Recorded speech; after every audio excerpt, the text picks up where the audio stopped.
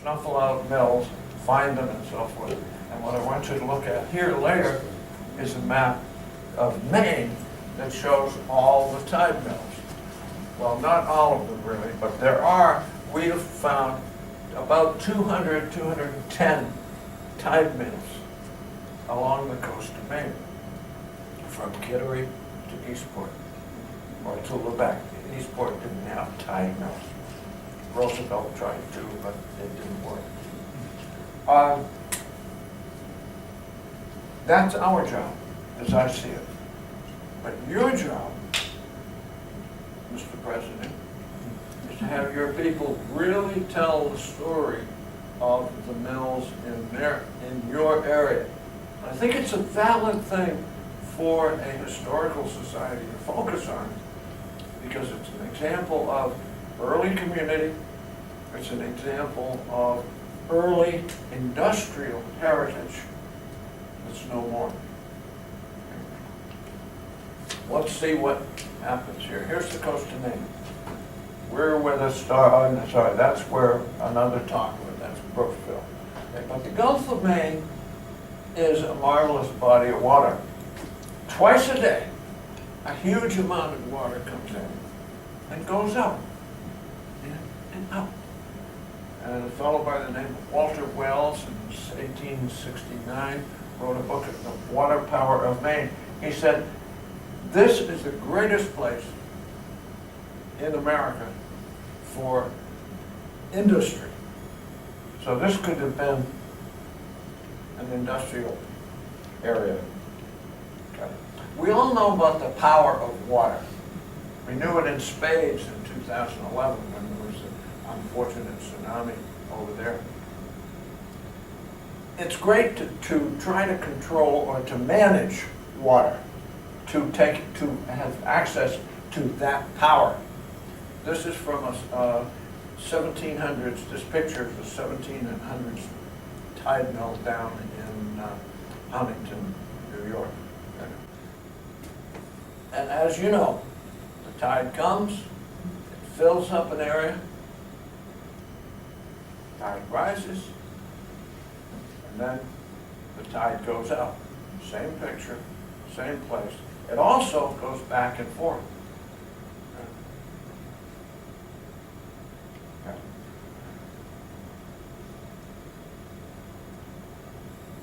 A number of things are important to think of in your class about tide mills. Number one, topography. It's important to have the right kind of land situation so you can make use of it. The one on your left is Plymouth, England. The tide mills that were there used to be Sir Walter Raleigh's. One over in the right is a mill pond on Sawyer Island and Booth Bay Harbor. Nobody knows who did that tide mill. Here's another one. You need dams to hold. You needed dams to hold the water. This big one down here is in Phippsburg, Maine.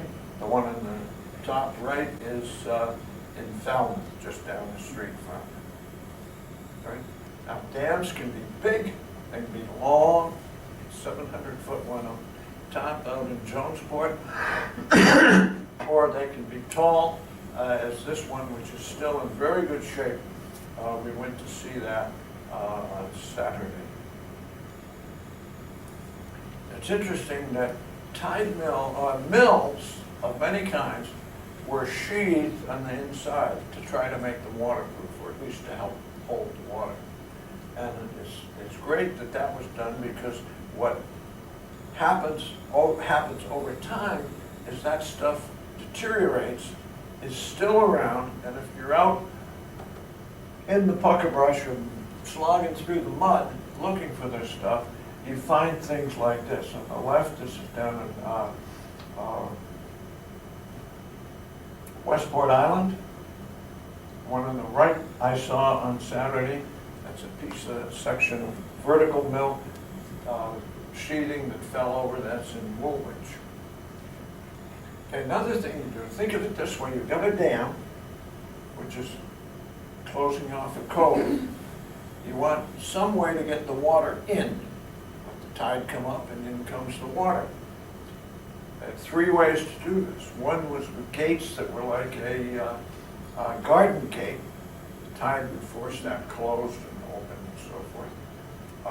It would also have a flap gate that simply went this way, or a lift gate. There were very few lift gates. Most of them were like this. The tide would close that, and the pond in the back is full. Tide, they use the water to run the mill, and then the tide comes back in again, and the gates open automatically. That's your lesson on gates.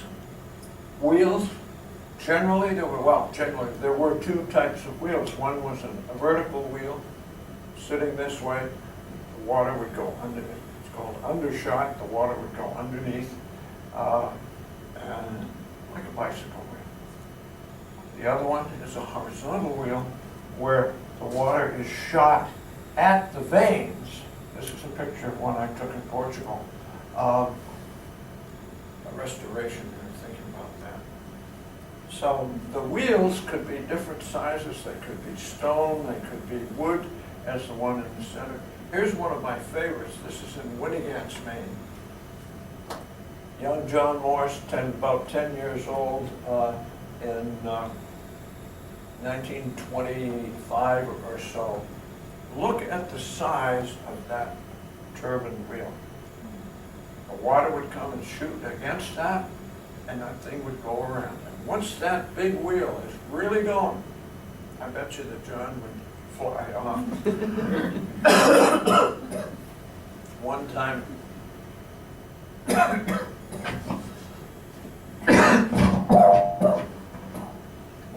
his dad's mill was going full blast, and all of a sudden it stopped. He said, "Bud, it's just as if you were driving along at 30 miles an hour and put your car in park." What happened was a big sturgeon had somehow or other got into the system and plugged it up for a while. Here's another horizontal wheel. That's a Spanish one. Here you can see, and imagine, once that wheel gets going, the amount of power that it has. Some of you have seen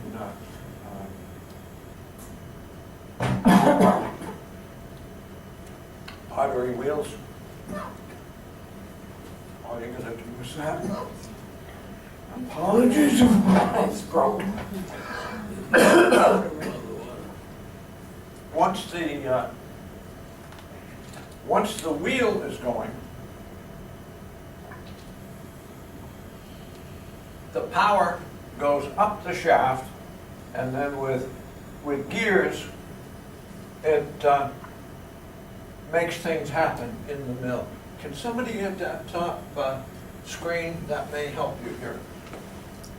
Pull that down. That's pretty good. We can see pretty good. You can see pretty well? Okay, the top one then. Okay, don't worry about it.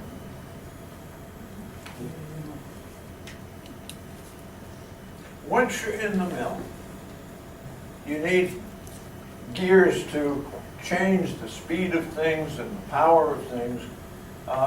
This is a picture of the mill down in Huntington, New York, that's still there. It's not operating. But look at the way these things mesh in. There's a way you have to do it.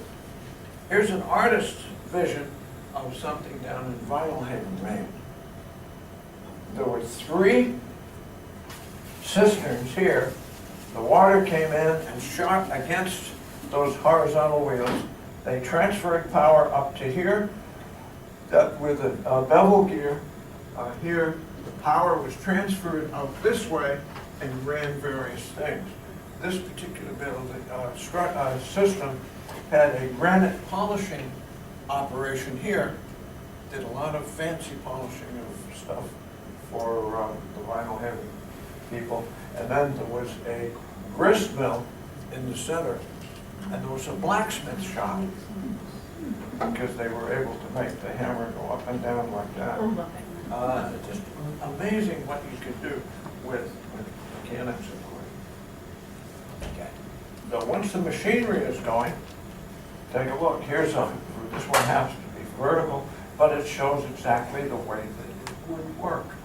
Or you can have a horizontal one over here that would do it, and you could do just about anything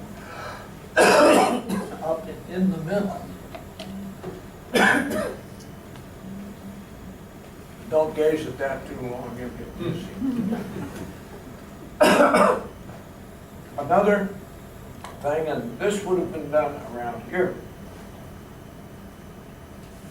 The early saws were vertical cuts, rip saws.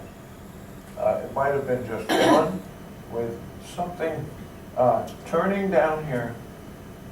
This is called a pitman arm, P-I-T-M-A-N, and this frame would go up and down. You could also have this type of arrangement. There's a device in the pucker brush down at Pittsburgh at the Morse Mill, which is exactly like this, and it would run two saws. Later, they put 2 or 3 blades in here, so it was almost like a bread slicer, and that increased the productivity. Now that was being done on all mills, but this is characteristic of tide mills too. Okay.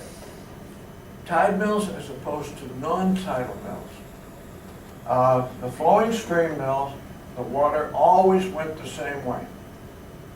With a tide mill, as with the 2 on the right, the dam would have been there, the water comes in, is held, and when it goes out, it works. There were very few mills of any kind that had the water going both directions. Think of it. You could grind grain pretty easily with water coming in. But if you want to saw some oak or hemlock, you want a lot of power. And you don't have that situation in an incoming, if this is the dam, you don't have it with the incoming because this level here keeps rising as the tide comes in. So tide mills were very, very common in Europe.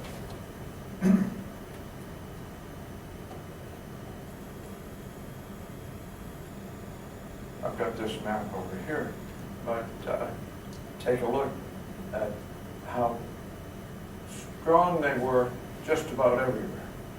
Last summer, I was up here in Brittany and saw a mill that right up in here. I will show you a picture of that in a minute.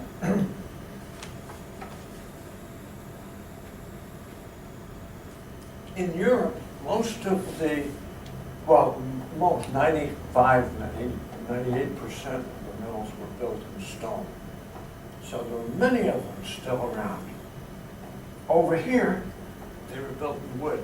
They might make their foundations out of stone and the dam out of stone,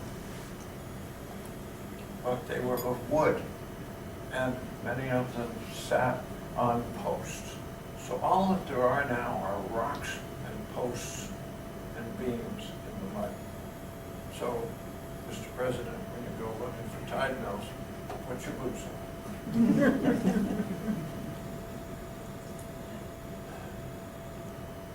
When I put this original slideshow together, the earliest tide mill that had ever been archaeologized, studied, was in Northern Ireland.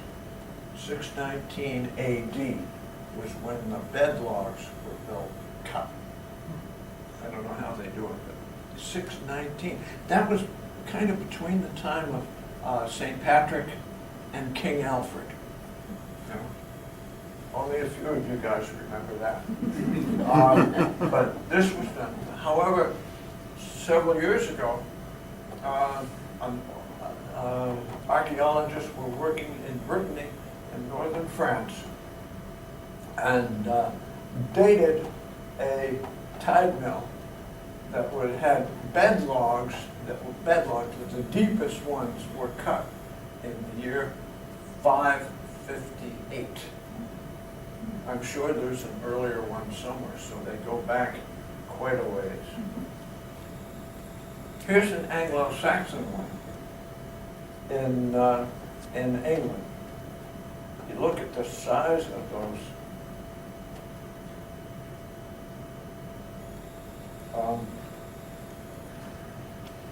In the year 1000, there was one, and get this, there was one in Basra, Iraq. Basra, Iraq is now 35 miles from salt water, the Persian Gulf. Tide comes in, pushes the water back, the wedge of salt water pushes the tide back, so this fresh water that is flowing down comes down and it flows backwards. And they had tide mills in Basra in the year 1000. Okay, eventually people came here. The earliest tide mill in the U.S. was in 1630 in Boston. Now, Boston gets everything historically, doesn't it? The next one was in 1634 in York, Maine. Okay. So 4 years after the first ones were down there, they did here. As the images say, there were more than 200 of them that we've documented. Now, people brought the mills over. They brought the technology for the mills over, not on their laptop, not on paper. They brought it in their heads. A millwright was a very important person to have as an early settler with a group of people. You take a group this big, we're going to start a colony somewhere, a settlement somewhere. One of you really ought to be a millwright. And generally, that's the story when you look at the pattern of families coming into new areas.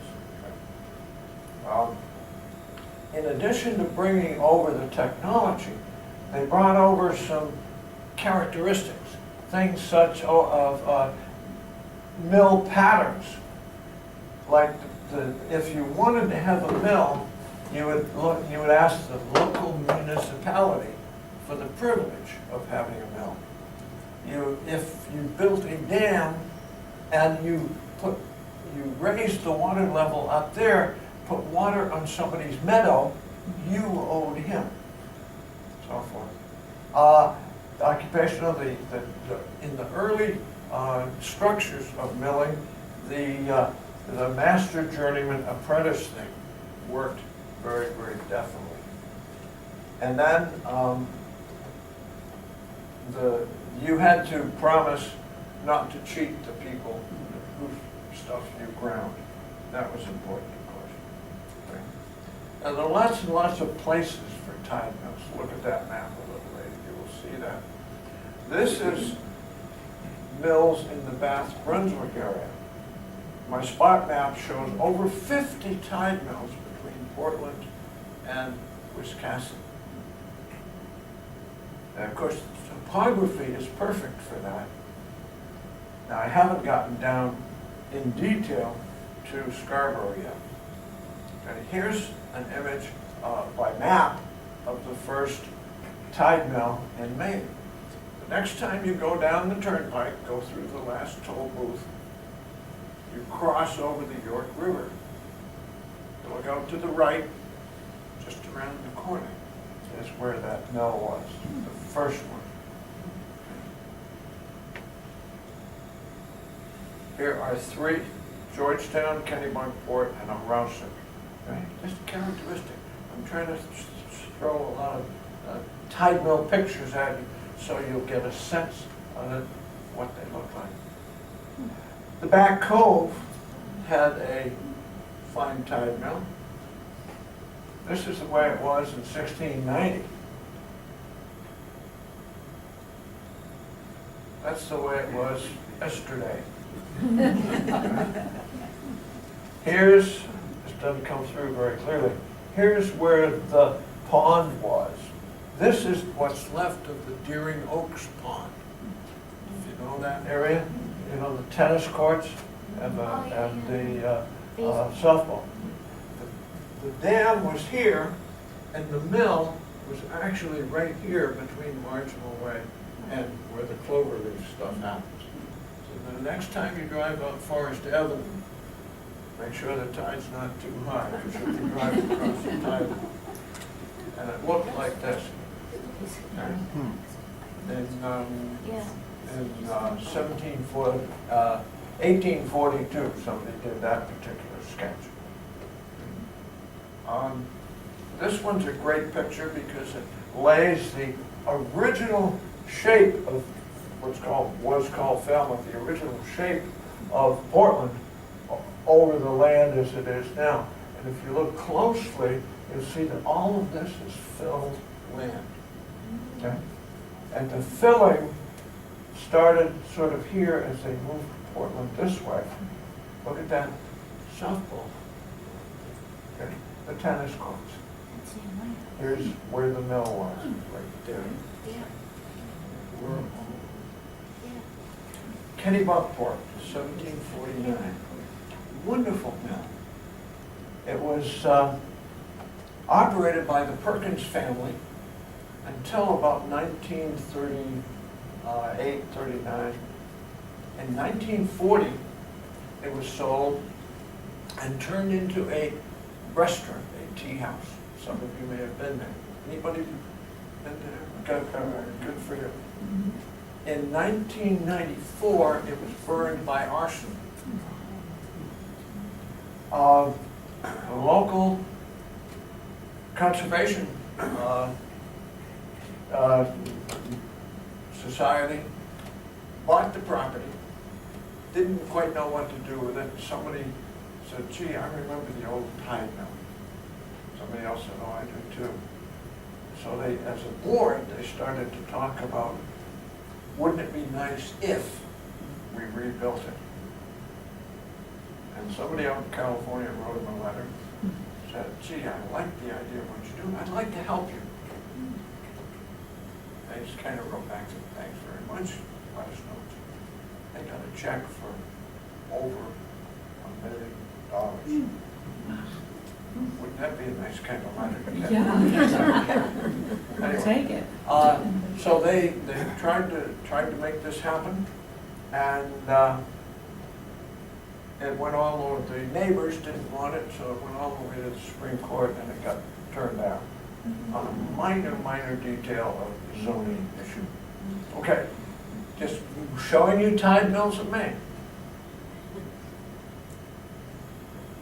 This is in what's called Winnegans in Bath area. It's Bath out to about here, and from there on is Phippsburg. There were 10 tide mills down here.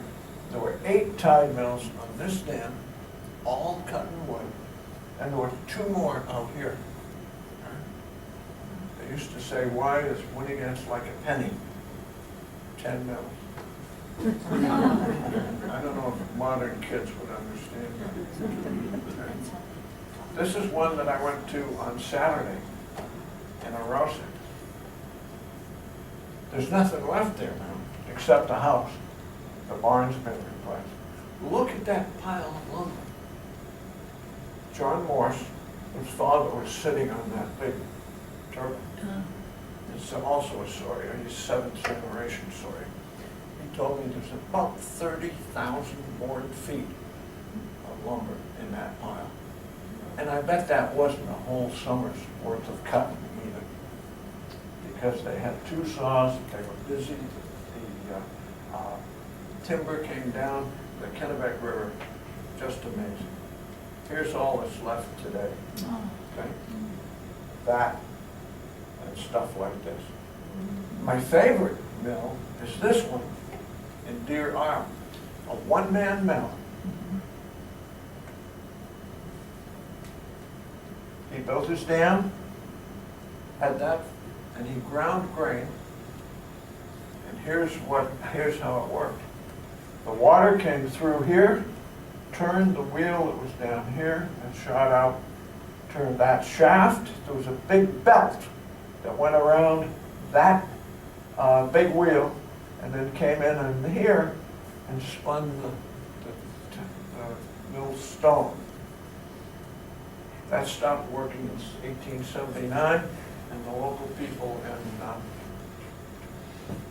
Deer Isle were very upset because they had to go to the mainland to get their wheat, their corn ground.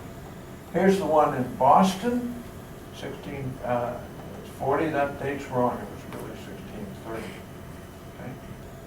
As you look down from the top of the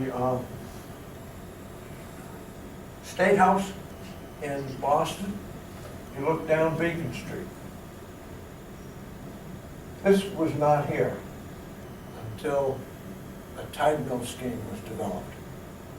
They sold it partially on the basis of people being able to go from Boston to Brookline. But here they put a dam.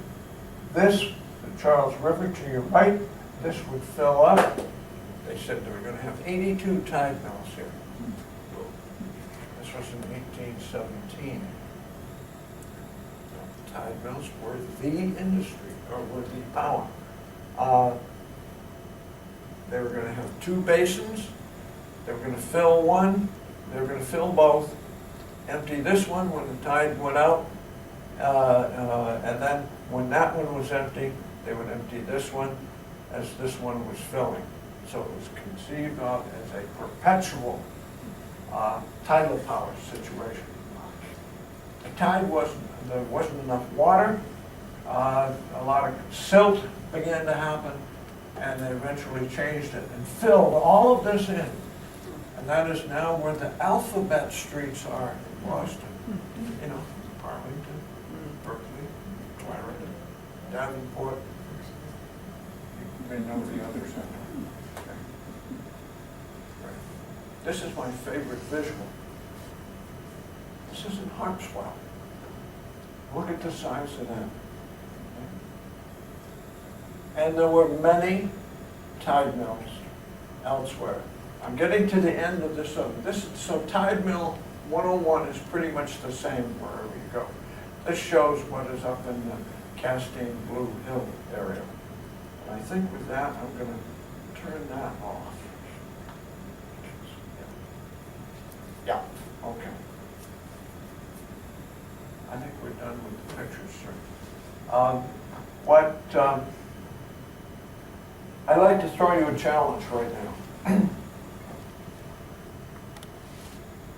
As a society, a good project would be to really pinpoint, really tell the story of your tide mills. Someone that you know well, Bruce Thurlow, has done that verbally. He's written a very fine thing with a lot of great detail about the tide mills of Scarborough. What's lacking is where were they? Really, exactly. Several on Fogg's Mill, does that ring a bell? Anybody? Fogg's Mill?